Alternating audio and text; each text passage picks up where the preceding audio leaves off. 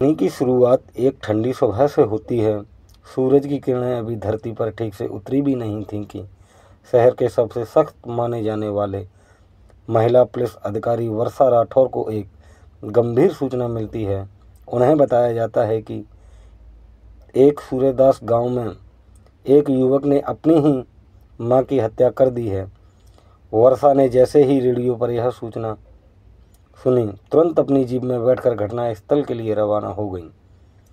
वर्षा का पुलिस सेवा में यह पहला ही साल था, लेकिन उसने अपने साहस और फैसलों से पूरे थाने में इज्जत कमा ली थी। निडर, न्यायप्रिय और नियमों की पक्की यही पहचान बन चुकी थी उनकी। जब वह गांव पहुंची, वहां का दृश्य बेहद डरावना था। एक अधेड़ महिला जमीन पर पड़ी थी, शरीर पर गहरी चोट के निशान थे। वहीं पास में एक 12 साल का युवक खड़ा था, जिसके हाथों में अभी भी एक भारी लकड़ी की लाठी थी। वर्षा ने तेज आवाज में कहा, लाठी नीचे रख दो और चुपचाप हमारे साथ चलो। युवक ने बिना कोई विरोध किए लाठी जमीन पर फेंकी और सिर झुकाए खड़ा रहा। वर्षा ने उसे हथकड़ी पहनाई और थाने ले आई। युवक का नाम था नेहाल वर्मा। उसकी आंखों में कोई डर, कोई पछतावा नहीं था। मानो जो होना था वह हो गया। थाने में कुछ घंटे तक उसे लॉकअप में रखा गया। वर्षा चाहती कि पहले परफॉर्मेंस रिपोर्ट और स्थानीय जांच की पुष्टि हो जाए। नेहाल चुप था। ना तो उसने सफाई दी, ना ही कोई सवाल पूछा। कुछ ही समय में आदेश आ गया, आरोपी को कोर्ट में पेश किया जाए। कोर्ट में जज ने सभी प्रारंभिक सबूतों को लेकर नेहाल को दोषी मानते हुए फांसी की सज़ा सुना दी, लेकिन भारतीय कानून के अनुसार फांसी की तारीख से पहले उसे 2 महीने का समय दिया गया। यह समय अपील और अंतिम ख्वाहिश जैसी प्रक्रियाओं के लिए होता है। नेहाल को वापस उसी थाने लाया गया जहां वर्षा कार्यरत थी। उसे एक अलग सेल में रखा गया, जहां सीसीटीवी था। सिर्फ एक छोटी खिड़की थी जहां से हल्की रोशनी आती थी। कुछ ही दिन बीते थे कि एक महिला थाने में रोती हुई आई। उसने बताया कि उसके घर में किसी ने घुसकर सारी जमीन पूंजी चुरा ली है। वर्षा ने तुरंत अपनी टीम को भेजा और उन्हें कहा कि घर की अच्छे से तलाशी ली जाए। वह खुद थाने में रुक गई, क्योंकि नेहाल को अकेला नहीं छोड़ा जा सकता था। थोड़ी देर बाद जब वह नेहाल के पास पहुंची, उसने देखा कि वह नेहाल एक तक खिड़की की ओर देख रहा है। वर्षा ने धीरे से पूछा, तुम्हें और फैसले से कोई तकलीफ नहीं हुई? तुम्हारी माँ अब तक दुनिया में नहीं है और तुमने उसकी हत्या का कोई कारण तक नहीं बताया। नेहाल ने मुस्कुराते हुए उसकी ओर देखा और उसकी मुस्कान में ना तो नफरत थी, ना ही मजाक, बस एक अजीब सी शांति। वर्षा ने खुद को संयमित किया और बात को वहीं रोक दिया। उसी समय उसे कॉल आया, चोरी की शिकायत झूठी थी और कैसे खुद महिला के बेटे ने निकाले थे। मामला वहीं सुलझा और वर्षा फिर से नेहाल के पास आ गई। इस बार उसने उसके लिए चाय लेकर आई।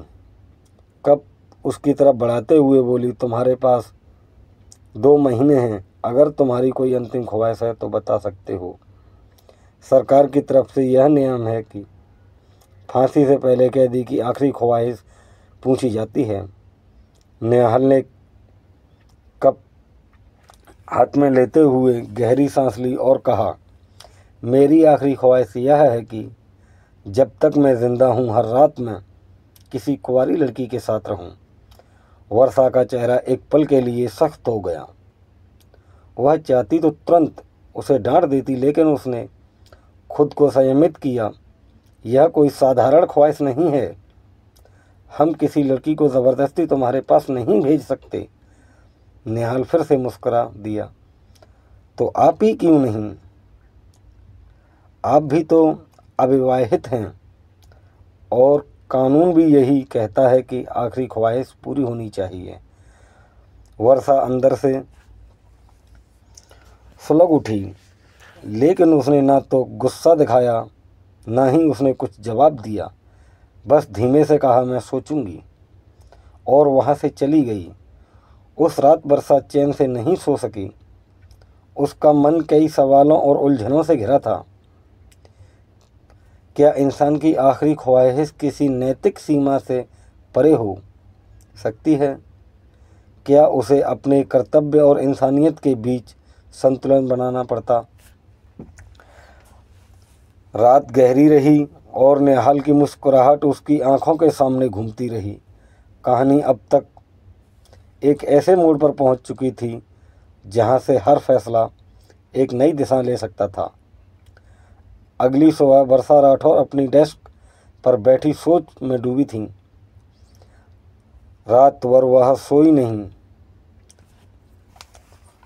नेहाल की बात उसके जहन में गूंज रही थी। आप ही क्यों नहीं, यह शब्द बार बार उसके भीतर एक झंझोर रहे थे। एक तरफ उसके भीतर की इंसानियत थी जो कहती थी कि शायद निहाल सच है, अकेला और टूटा हुआ है, और दूसरी ओर उसका कर्तव्य था, उसकी वर्दी, जो उसे यह कहने से रोकती थी कि वह उसकी ख्वाहिश पूरी करे। उसने अपने वरिष्ठ अधिकारी से इसके बारे में जिक्र तक नहीं किया, ना ही उसको आधिकारिक प्रतिक्रियाओं को, लेकिन उसने यह तय कर लिया कि वह इस कैदी के मन की तह तक जाएगी, यह जानने के लिए कि आखिर वह कौन है और उसकी असलियत क्या है। वर्षा ने अगले कई दिनों तक नेहाल से कई बार बात की। वह हर बार टालमटोल करता रहा। मुलाकात में वह एक नया पहलू खोलता, कभी माँ की बात करता, कभी गांव के लोगों की, कभी कहता कि उसे सज़ा मंजूर है, तो कभी चाहता कि माँ अब भी हर रात उसके सपनों में आती है। रात वर्षा थाने में अकेली थी। बाकी पुलिसकर्मी किसी भी छापेमारी के लिए निकले थे। बारिश ज़ोरों पर थी और बिजली की धड़कन थाने की खामोशी को तोड़ रही थी।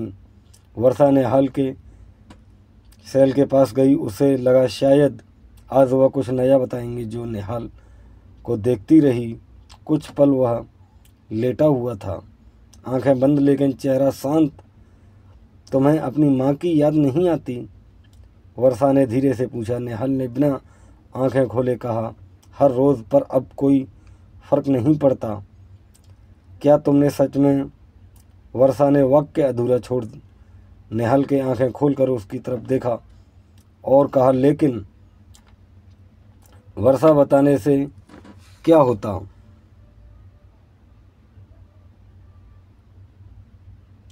कि मैंने किया। उसकी आवाज़ में कोई आग्रह नहीं था, ना कोई सफाई, बस सच्चाई की एक थकी हुई परत थी। वर्षा की आंखें भर आईं। उसने दुख से सवाल किया, क्या मैंने इस केस को एक केस की तरह ही देखा तो यह केस भी ऐसा ही रह जाएगा? अब समय कम था। अगर नेहाल की बातों में सच्चाई है तो उसे सबूत चाहिए। वह अगले दिन कोर्ट रिकॉर्ड खंगाल गई। गांव की परफॉर्मेंस रिपोर्ट के कॉल लॉग, मेडिकल रिपोर्ट, सब कुछ उसने फिर से देखा। उसे अनसुलझे लिंक मिले। कुछ चीज़ें मेल नहीं खा रही थीं।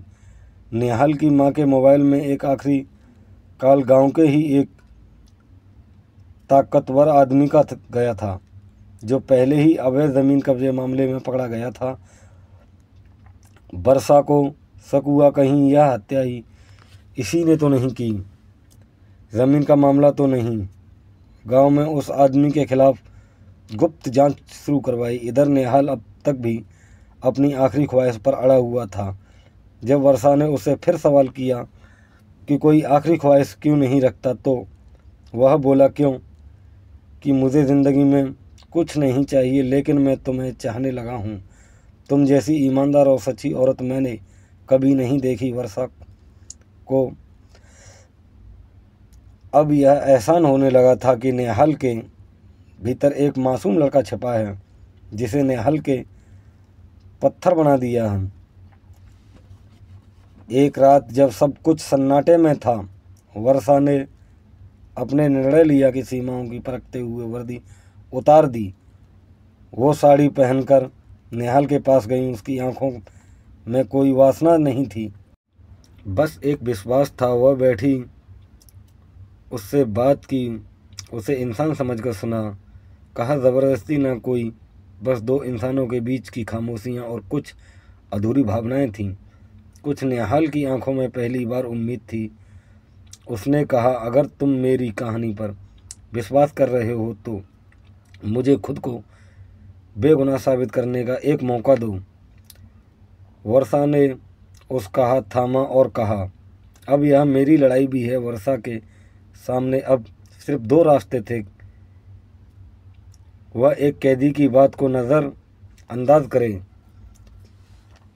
और उसे अपराध के लिए फांसी पर चढ़ा दे, जो शायद किया ही नहीं था उसने, या फिर अपनी ताकत और ईमानदारी से सच्चाई साबित करके लोगों की नज़रों में उसको बेगुनाह साबित कर दे। जानकारी धीरे धीरे सामने आ रही थी। वर्षा ने जो गुप्त जांच शुरू की थी उसमें पता चला कि नेहाल की मां की हत्या एक गांव के प्रभावशाली व्यक्ति बलवीर के खिलाफ सरकारी ज़मीन व कब्जे की शिकायत थी। उसी शक्तिशाली बलवीर ठाकुर को नेहाल की मां के आसपास देखा गया था। यह वही था जो वर्षा को रिपोर्ट के संदिग्ध ली थी। वर्षा ने अब यह केस व्यक्तिगत पर लेना शुरू कर दिया।